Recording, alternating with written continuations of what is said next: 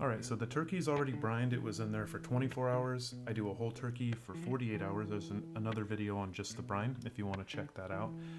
But either way, you take out the turkey, pat it off, let it dry before you put it in the oven so the skin is crispy, otherwise it won't be on the other end. I move it over to a roasting rack and notice the tray underneath is not non-stick, and that's because I'm using a metal whisk and really getting everything off that tray throughout this process, so it's important to use something you can stir on as the rack. And from there, I'm going to put in some Irish butter and start melting that down. I smear it over everything so it kind of starts loosening things up, because all of those bits is where the flavor is coming from throughout this process.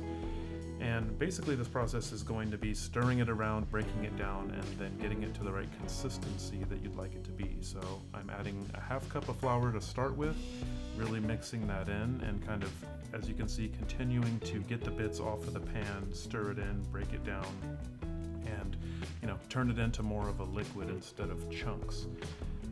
From there, you can add salt and pepper to taste as you go. The brined turkey is already salty, so be careful about starting with too much salt.